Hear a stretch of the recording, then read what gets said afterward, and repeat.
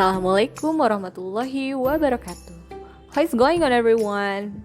Hopefully that all of you are good today. Welcome back in Miss Nadia English.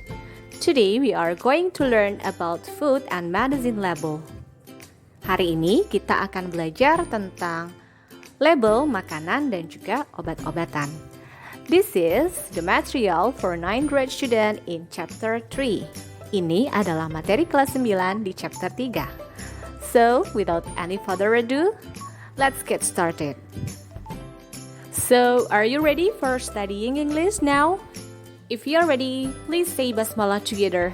Bismillahirrahmanirrahim. May the peace, mercy, and blessing of Allah be with you. Well, student, food and medicine label. Label makanan dan juga obat-obatan. Have you ever found a label of the product? Pernah tidak kalian mendapati sebuah label dari sebuah produk? Pasti pernah kan? Ketika kalian ingin membeli sebuah produk makanan, minuman, atau obat-obatan di swalayan atau tempat perbelanjaan, pasti kalian akan baca terlebih dahulu isi kandungan, informasi terinci, kemudian apakah aman atau tidak untuk kalian konsumsi. Yes, itu ada di label. So, apa itu label? Kegunaannya, fungsinya? Kita bisa simak penjelasannya dengan cara lebih rinci ya. Yuk kita simak semuanya. Then, what is label? Apa sih label itu? Label is a piece of paper or plastic which give the information of product. Jadi, label adalah potongan kertas atau plastik yang memberikan informasi suatu produk. Then, where we can find the label? Kira-kira di mana saja ya kita bisa menemukan label itu? So, let's take a look. We can find the label on. Yang pertama, kalian bisa menemukan label pada food package atau bungkus makanan. And then, the second one, kalian bisa juga menemukan label on drink package atau bungkus minuman. Dan yang terakhir, kalian bisa juga menemukan label pada medicine package atau bungkus obat. And now we go on to the parts of label. Kita lihat bagian-bagian dari label. Yang pertama, name or brand of product, nama atau merek produk. The second one, yang kedua yaitu content or amount, isi atau jumlah. Kemudian, description of product atau deskripsi produk. Yang selanjutnya adalah ingredients atau komposisi. Yang selanjutnya, nutrition facts atau informasi gizi. Kemudian, use atau kegunaan. And then, direction to use and dosage. Cara menggunakan dan dosisnya. Kemudian selanjutnya ada direction to store atau petunjuk penyimpanan. Dan yang terakhir yaitu expiration date atau tanggal kadaluarsa. Nah, setelah kalian mengetahui bagian-bagian dari label, sekarang kita lihat the purpose of label atau tujuan label. Kenapa sih kita harus membaca label terlebih dahulu sebelum kalian menggunakan produk, makanan, minuman, atau obat-obatan? Tujuan yang pertama yaitu to get detailed information about the product. Untuk mendapatkan informasi rinci tentang sebuah produk. Dan the second, yang kedua, to choose which products safe for us. Ya, untuk memilih produk tersebut aman untuk kita. Next, to avoid harmful effects. Untuk mencegah adanya efek samping. And the last one, yang terakhir, to get the best result atau untuk mendapatkan hasil yang terbaik. Now, we are going to take a look the example of food label. Kita lihat contoh dari label makanan di samping ya. Di situ ada nutrition information atau informasi gizi. Nah, yang pertama ada servings per package, yaitu this tells you how many serves there are in the whole packet. Itu memberitahu kalian berapa porsi di keseluruhan paket tersebut.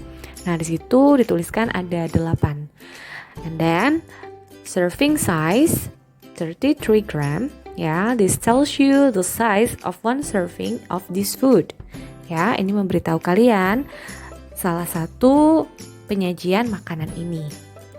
Nah, kemudian di situ ada per serving sama per 100 gram. Kita lihat dulu yang per 100 gram. Di situ ada energy, ada protein, fat, karbohidrat, dietary fiber, dan sodium. Nah, untuk yang per 100 gram, this tells you the nutrients in 100 gram of this food. This is the best way to compare similar products.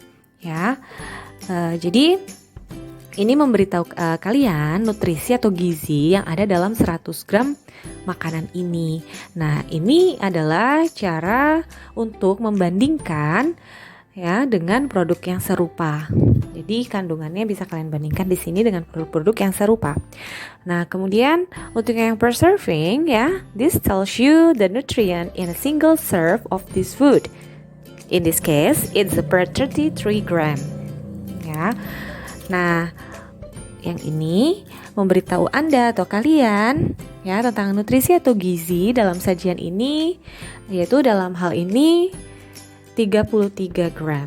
Nah, jadi di situ kalian bisa lihat ya kandungan gizi yang terkandung dalam label makanan. Next, yang selanjutnya yaitu the example of medicine label. Kalau tadi kalian sudah lihat contoh dari label makanan, nah sekarang kita lihat contoh dari obat, yaitu ada Pinax ya, children's cough syrup 75 milliliters ya, cough mixture of formula for 140 presented by Pinax. Use medicine according to physician's instructions. Keep it in moderate temperature and keep away from children.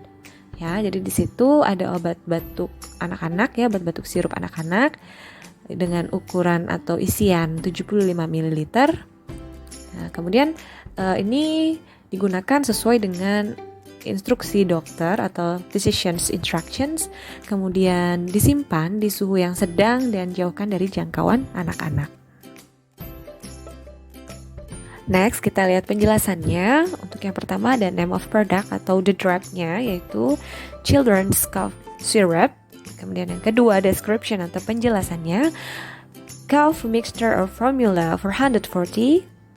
Next, content or amount-nya, isiannya itu ada 75 milliliters. Untuk use-nya atau kegunaannya not available atau tidak tertera.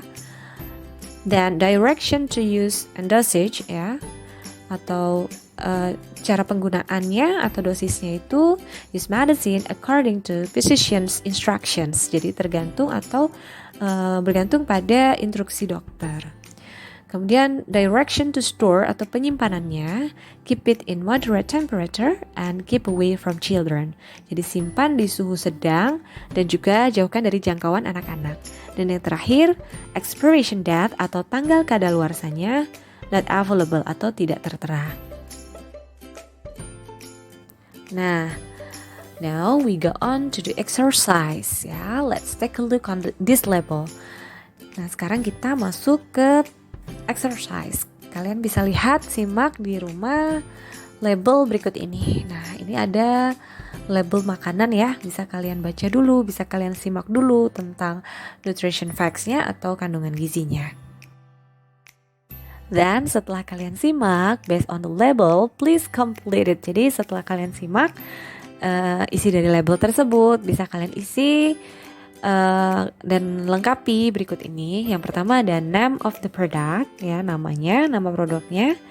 Kemudian yang kedua ada content or amount.